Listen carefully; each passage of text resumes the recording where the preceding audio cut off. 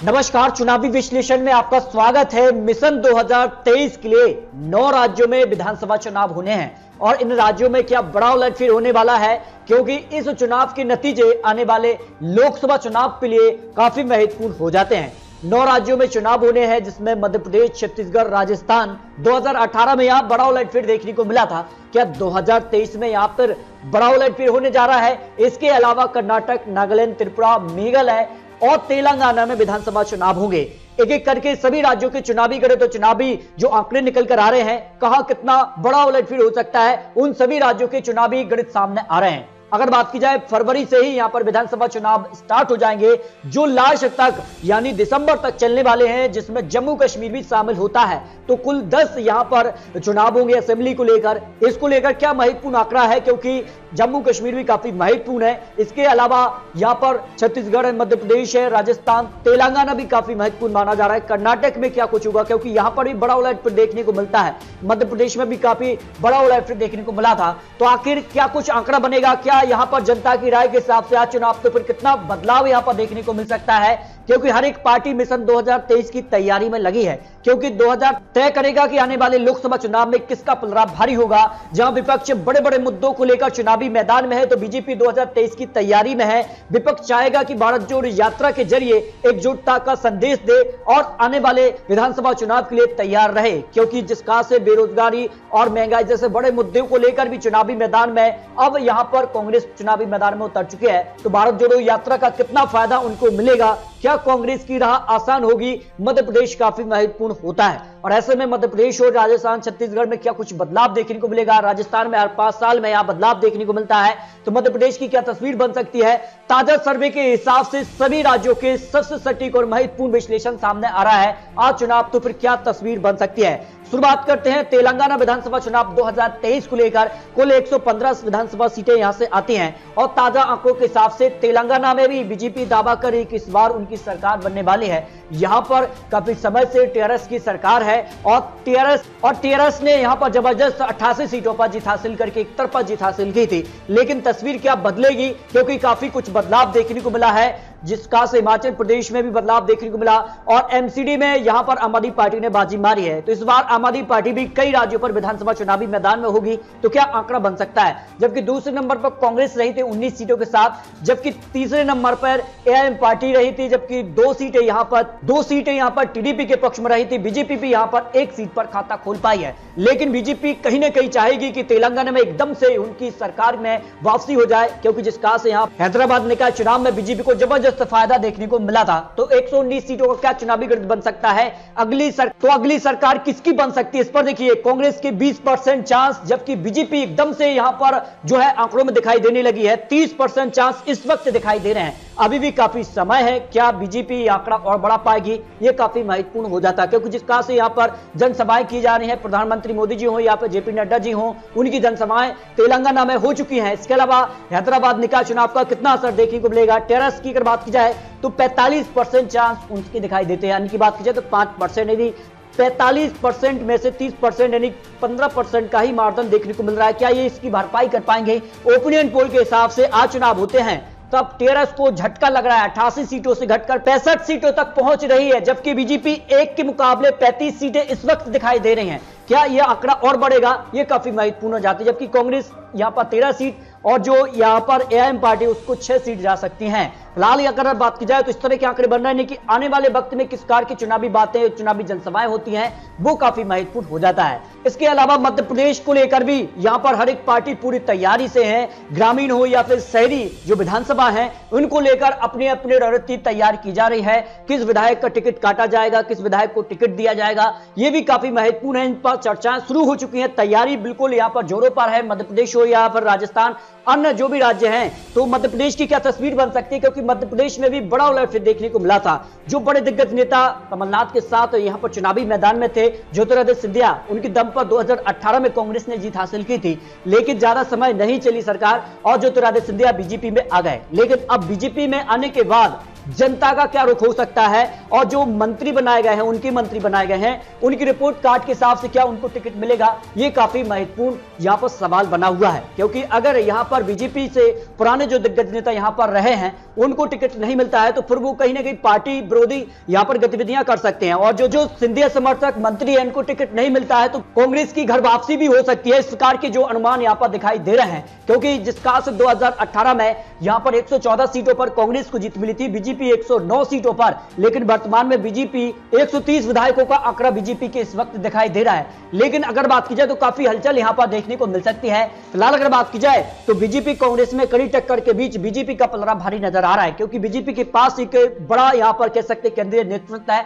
और जिस काल से बड़े बड़े दिग्गज नेता जो है मध्य प्रदेश में वो बीजेपी के साथ आ चुके हैं। ऐसे में तस्वीर इस वक्त दिखाई दे रही है, लेकिन काफी कुछ आंकड़ा यहां पर बड़ा उलटफेर हो सकता है। टिकट बंटवारा और टिकट ना मिलने से फिर यहां पर आंकड़ों में बड़ा हेरफेर भी देखने को मिल सकता है। फिलहाल बीजेपी को आंकड़ा यहां पर दिखाई दे रहा है, लेकिन कांग्रेस भी यहां पर काफी कड़ी टक्कर दे सकती है, जो अनुमान यहां पर विधानसभा चुनाव 2023 को लेकर लगाया जा रहा है। त्रिपुरा विधानसभा चुनाव भी फरवरी में होने वाले हैं, तो फरवरी का क्या चुनावी गणित सामने आ रहा है। त्रिपुरा में भी हर 5 साल में सत्ता परिवर्तन देखने को मिलता है। बीजेपी ने 2018 में बड़ा उलटफेर देखने को मिला था, तो 2023 की क्या तस्वीर बन सकती है। बीजेपी जहां 2013 में 0 सीट थी, लेकिन 2018 में 36 सीटों पर सीधे तौर पर जीत हासिल की थी, जबकि अगर बात की जाए सीपीएम को 16 सीटें यहां पर मिली थी, आईपीएफटी पार्टी को 8 सीटों पर जीत मिली थी। इस तरह से अगर बात की जाए तो कांग्रेस यहां पर 0 सीटों पर सिमट गई थी, 60 सीटें यहां पर आ जाती हैं, और 60 सीटों का क्या चुनावी गणित 2023 में हो सकता है। तो त्रिपुरा के अगर ओपिनियन पोल की बात की जाए तो यहां पर कांग्रेस को 8 सीट, बीजेपी को 45 और यहां पर सीपीएम को 7 सीटों पर जीत मिल रही है। यानी त्रिपुरा में बीजेपी का कमल बरकरार रह सकता है, जो अनुमान ओपिनियन पोल के हिसाब से लगाया जा रहा है। जबकि नागालैंड की 60 सीटों का क्या चुनावी गणित सामने आ रहा है, नागालैंड को लेकर क्या महत्वपूर्ण आंकड़े हैं, क्योंकि 60 सीटें यहां से भी आ जाती हैं। और 2018 की बात की जाए तो 26 सीटें यहां पर एनपीएफ पार्टी के पक्ष में रही थी, जबकि 18 सीटों पर यहां पर एनडीपीपी पार्टी को यहां पर जीत मिली थी, और यहां पर इन्हीं की सरकार इस वक्त चल रही है। जबकि 12 सीटें भारतीय जनता पार्टी को रही थी, जो गठबंधन में रही थी, और 2 सीटें नेशनल पीपल्स पार्टी के पक्ष में देखने को मिली थी। तो इस बार यहां पर नागालैंड का क्या ओपिनियन पोल सामने हो सकता है। नागालैंड के ओपिनियन पोल के हिसाब से अलग अलग चुनाव यहां पर लड़े जाते हैं, गठबंधन नहीं होते हैं, तो यहां पर एनपीएफ पार्टी को ही नागालैंड में सबसे ज्यादा सीटें मिल सकती हैं, जबकि बीजेपी को यहां पर 19 सीटें और यूपीए को 4 और अन्य की बात की जाए तो 2 सीटों पर जीत मिलती है।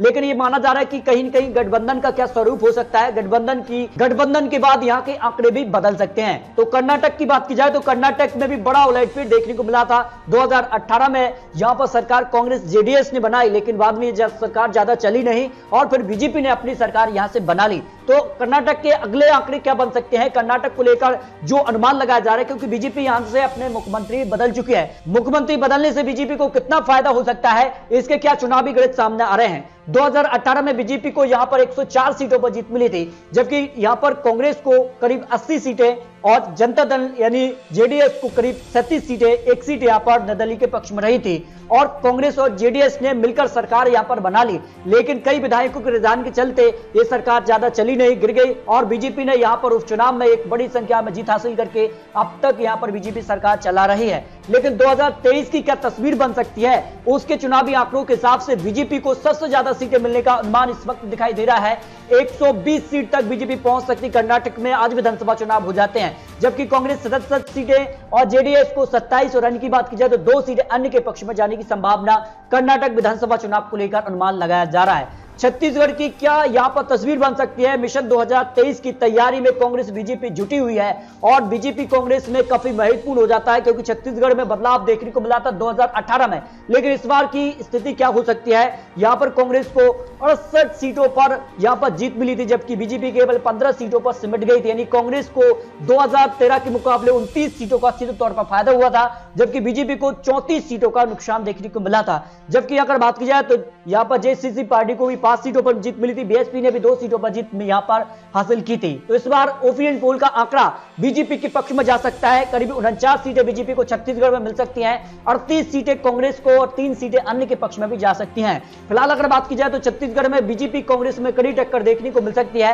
आंकड़ा किसका पलड़ा भारी होगा, क्या दल बदल का यहां पर जो है सिलसिला होगा, कितने बड़े विधायक और यहां पर मंत्री किस पार्टी को ज्वाइन करते हैं, किस पार्टी को छोड़ते हैं, उसके बाद काफी यहाँ पर आंकड़ों में भी हेरफेर देखने को मिल सकता है। इसके अलावा अगर बात की जाए तो मिजोरम की 40 सीटों के ताजे सर्वे के हिसाब से यहाँ पर भी बड़ा उलटफेर देखने को मिल सकता है। मिजोरम में कहीं ना कहीं मिजो नेशनल फ्रंट का यहाँ पर आंकड़ा 26 था, जबकि इंडियन नेशनल कांग्रेस का आंकड़ा 5 था और यहाँ पर 8 सीटों पर अन्य को जीत मिली थी। लेकिन इस बार बड़ा उलटफेर हो सकता है, इस बार कांग्रेस के पक्ष में आंकड़ा जा सकता है, क्योंकि यहां पर भी 5 साल में सत्ता परिवर्तन देखने को मिलता है। 2013 में जहां 29 सीटों पर नुकसान हुआ था कांग्रेस को 2018 चुनाव में, यानी सीधे तौर पर मिजो नेशनल फ्रंट का यहां पर आंकड़ा बढ़ गया था। लेकिन इस कांग्रेस की यहां पर मिजोरम में फिर से वापसी हो सकती है, करीब 24 से 25 सीट उनके पक्ष में, जबकि एमएनएफ पार्टी को 11 सीटें, बीजेपी को 4 सीट, अन्य की बात की जाए तो 1 सीट पर आ सकती है। यानी मिजोरम में कांग्रेस की वापसी हो सकती है, अनुमान लगाया जा रहा है। राजस्थान में भी हर 5 साल में सत्ता परिवर्तन देखने को मिलती है और 2023 विधानसभा चुनाव के लिए सबसे महत्वपूर्ण राजस्थान है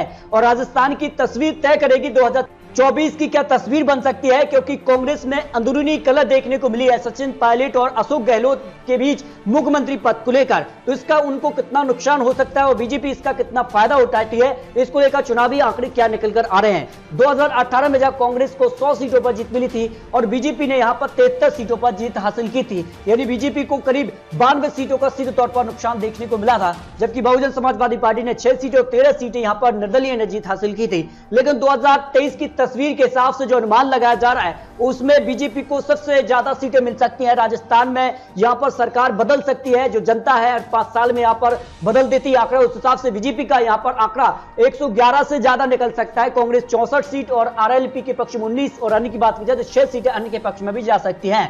इस तरह से अगर बात की जाए तो मेघालय का ओपिनियन पोल भी 2023 में, मेघालय में भी 2 फरवरी में चुनाव होंगे। लेटेस्ट सर्वे के हिसाब से मेघालय का क्या अनुमान निकल कर आ रहा है, तो मेघालय का चुनावी आंकड़ा की अगर बात की जाए तो 2018 में कांग्रेस को सबसे ज्यादा 21 सीटें मिली थी, जबकि नेशनल पीपल्स यानी एनपीपी पार्टी को यहां पर 19 सीटें, 6 सीटें यहां पर जो है यूडीपी के पक्ष में रही थी। इस तरह से अगर बात की जाए तो गठबंधन में कांग्रेस यहां पर सरकार में है, लेकिन एनपीपी जो गठबंधन रहा है, क्या इसके अलावा बात की जाए तो ओपिनियन पोल के हिसाब से कांग्रेस को पूर्ण बहुमत मिल सकता है, 39 सीटें कांग्रेस के पक्ष में, जबकि एनपीपी को 18, बीजेपी 2 और 1 सीट यूडीएफ के पक्ष में जाने की संभावना ओपिनियन पोल के हिसाब से देखने को मिल सकती है।